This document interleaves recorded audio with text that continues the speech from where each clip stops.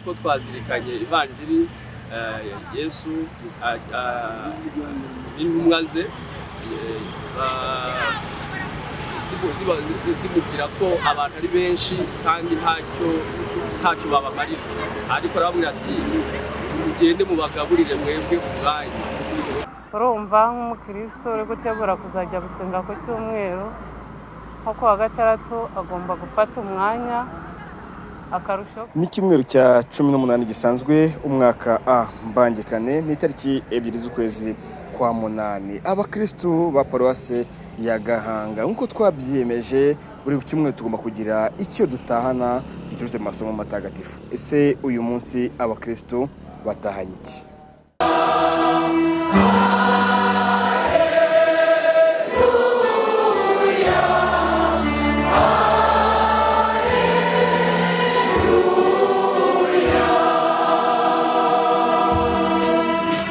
Nyogosa Yesu n'abana hamwe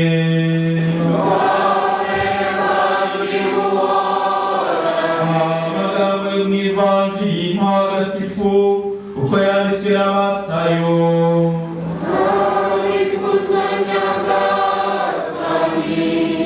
Muri icyo gihe Yesu amaze kumva iby'urupfu rwa Yohani Batista ajya mu bwato agana ahantu h'ubutayu hitaruye. Rubanda rubimenye ruva mu migi rumukurikira ku maguru. Amaze kwambuka abona abantu benshi abagirira impuhwe akiza ibimuga byabo. Bugorobye abigishwa be baramwegera bataha ahantu ntihatuwe kandi umunsi uciye ikibu. None sezerera abantu bajye mu ngo kwigurira ibyo barya. Ariko Yesu we arababwira ati bikwirirwa bajyayo, nimubahe ibyo kurya mwebwe ubwanyu. Baramusubiza bati dufite hano imigati 5 n'amafi 2 gusa. Arababwira ati nimuyizanire hano. Amaze gutegeka ko bicaza abantu mu byatsi afata ya migati 5 na ya mafi 2 areba ku ijuru ashimira Imana, hanyuma amanyura ya migati ayiha abigishwa be nabo bayiha rubanda. Bose bararya barahaga, nuko barundarundira hamwe ibisigaye byuzura inkangara 12. Nyamara abariye bari 5,000 batabariyemo abagore n'abana. Iyo ni ivanjiri ntagatifu.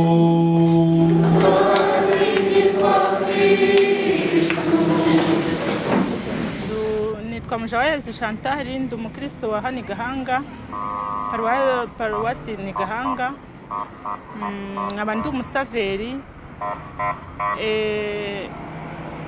Ikintu nahanye mu isomo ry'uyu munsi, ivanjiri yatwigishije ku itubura ry'imigati n'amafi. Yesu yagiye asanga abigishwa bafite amafi 2 n'imigati 5. Arababwira ati se mbese mufite iki? Ntacyo dufite, ariko hariya dufite amafi 2 n'imigati 5. Yesu ati nimuyizane. Kubwo ububasha cyangwa se kubwo kwizera yari afite, ya mafi ahinduka arayatubura, ya migati arayitubura, abasha kugaburira abantu benshi. Ubwo rero icyo nahanye cy'uyu munsi ni uburyo bwo kwizera yuko dukeye ufite twabasha kubyara byinshi bikagera ku nshuti n'abavandimwe, kuri bagenzi babo badafite. Icyo nicyo nahanye. Amazina yanjye nitwa Nyandikubwimana Solange, nkaba muri ubutumwa hano muri Paruwasi Gahanga. Ubusanzwe nkorera mu muryango w'abatangaza ijambo ry'Imana. murakoze cyane.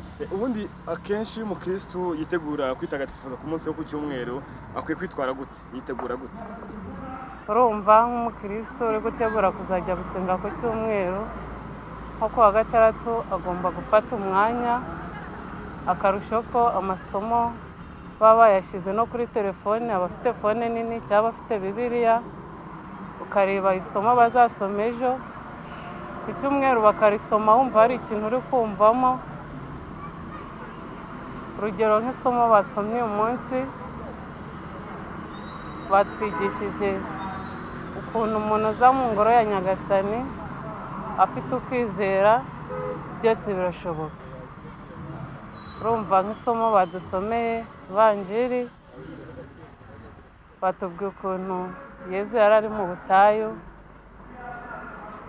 bakamubwira ngo nta byo kurya, nta bintu bafite bararya, akababwira ati mwebwe nimubahe ibyo barya. Bakavuga ngo bafite utugati 5 n'amafi 2. Yezu nk'umuntu wari ufite ukwizera gukomeye areba ku ijuru ashimira Imana, ya migati barayizana n'amafi barayazana, barasangira, harya abagabo 5,000, abagore n'abana batababariyemo. Muri make njyewe icyo nahanye kuri iki cyumweru ni uko umuntu wese uje mu kiliziya afite ukwizera, uko biri kose icyo yasabye Imana irakimuha. Murakoze. Muri utajya mutwibwira? Nitwa Uzabumwana Obedi, nsengera muri paruwase ya Mutagatifu Yozefu Gahanga, by'umwihariko nkora ubutumwa, ndi umuririmbyi muri korali Saint Therese. Rero ndumva ari ibyo. Ku cyumweru cya 18 gisanzwe cy'umwaka, ubundi umukristo yitegura agomba kwitagatifuza kuri icyo cyumweru agomba kwitwara gute? Mu by'ukuri murakoze, umukristo nyawe iyo misi igisoza ku cyumweru avuyemo ategura ikindi cyumweru. Iyo uje gusenga rero misa uyitangira ukiri mu rugo icyumweru cyose ukareba ko cyagenze, noneho ugatangira kwitegura ukiri mu rugo, ugatekereza mu mutima wawe kugira ngo nugera imbere ya Yezu ugeze mu kiliziya ubashe gutura Yezu, ariko wamanje kumusaba ibyo ukeneye, ibyo utekereza, ariko mwicishe bugufi umutima ukiri mu rugo, bityo n'umugera imbere aho gutekereza ibindi utekereze bya bindi byose, kugira ngo ubwo igitambo cya misa kiraba gitangiye nawe ubashe gutekereza icyumweru cyose uko cyagenze, kugira ngo ubashe kwiyegereza n'abandi, mwiyegereze Yezu kugira ngo mujye kugira icyo mutahana. Urumva nk'umukristo nyawe icyo nicyo cyagufasha kugira ngo aho kugira utekereza ibindi biri mu kiliziya utekereze ko icyumweru cyawe kugendekeye, noneho ubashe kwitagatifuza muri wowe. Murakoze. Murakoze cyane. Muri utajya mutwibwira? Nitwa Rwabugande Jean Marie Vianney, aba ntuye i Murinja muri Mpuza ya mbere, aba ntuye mu muryango wa Saint Augustin, nkaba ndi umwanditsi wabo. Murakoze cyane. Murakoze cyane. Turi ku cyumweru cya 18 umwaka A. Kuri iki cyumweru mu masomo matagatifu ni iki wowe utahanye?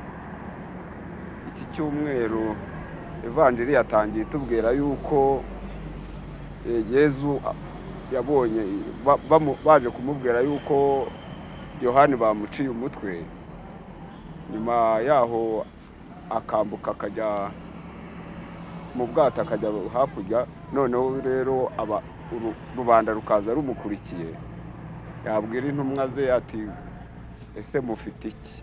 Burize ko bugorobye kandi hano akaba nta hantu hatuwe, bikaba nta hantu hatuwe, babohereje bakajya mu ngo zabo. Ubwo rero Yezu arababwira ati mwebwe nimubicaze, mubahe ibyo mubagaburira ubwanyu. Ati ko dufite amafi 2 n'imigati 5, ati mubicaje mu byatsi, noneho mubahe ibyo kurya. Arabazana barabagaburira ndetse hasaguka inkangara 12.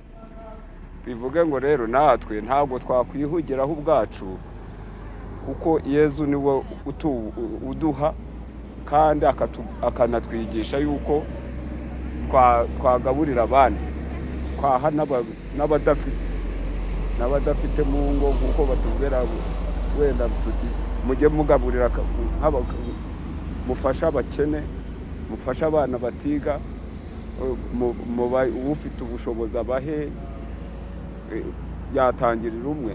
Biriya ni ivanjiri y'uyu munsi, nicyo umuntu yagatahanye. Nitwa Umurungi Vete muri paruwasi ya Gahanga mu mpuzamiryango remezo ya Murinja ya mbere mu muryango remezo wa Saint Auguste. Ku cyumweru cya 18 n'umukristo utabiriye igitambo cya misa utahanye iki? Icyo nahanye uyu munsi, amasomo n'ivanjiri uyu munsi, nuko yashaka kutwereka ko nta kibuze ku Mana, nitwe tutayisaba, tutigirira icyizere, aho padiri yakomeje no kutubwira ngo tureke kuvuga ngo n'utu dufite, tubanze dushime ibyo dufite, undi nta kibuze ku Mana. Murakoze. Murakoze, uje gutajya mutwibwira. Nitwa Ndungutse Patient, abavuye mu mudugudu wa Rukore, abandi perezida w'umuryango remezo twisunze Mutagatifu Auguste. Ku cyumweru cya 18 yabona mutubwira icyo mutahanye, ariko mbere na mbere ubundi umukristo iyo agiye kuza mu misa agomba kwitegura gute? Umukristo iyo agiye kuza mu misa arara abiteguye,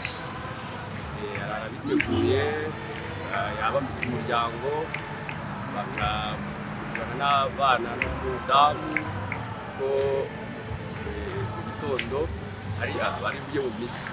Hanyuma rero abagomba no kuryama hakiri kare, baruhuke neza, azirikane ko umunsi wo ku cyumweru bawuharira Nyagasani. Ubwo rero imyiteguro iyo bukeye baravuka bakora isengesho rya mu gitondo nk'uko bisanzwe, hanyuma barangiza ngo baba bateguye ibisabwa byose, imyambaro, habanza kwitegura ku mutima, hanyuma ugategura n'umubiri. Navuga ko ari Murakoze cyane. Kuri iki cyumweru rero cya 18 gisanzwe cy'umwaka A, umukristo akwiye gutana iki ukurikije amasomo matagatifu? Icyo dutahanye munsi ivanjiri twumvisemo ko atagomba gutegereza ko we ahabwa gusa, nawe agomba kugira icyo atanga. Kuko twazirikanye ivanjiri Yesu n'intumwa ze zimubwira ko abantu ari benshi kandi ntacyo babamarira, ariko arababwira ati mugende mubagaburire mwebwe ubwanyu. Ni ukuvuga ngo yatubwiraga ko tugomba kugira icyo twebwe duheraho cyangwa tuba dufite kugira ngo nawe atwuzuze. Tugomba kugira icyo dutanga kugira ngo natwe atwuzuze, kandi wiringiye Imana ntacyo yabura. Ntitugakangwe n'ibibazo turimo mu isi, ni byinshi, ariko icyo twazirikanye, ibibazo byose umuntu yagira agomba kwizera Imana kuko niyo ibikemura. Murakoze.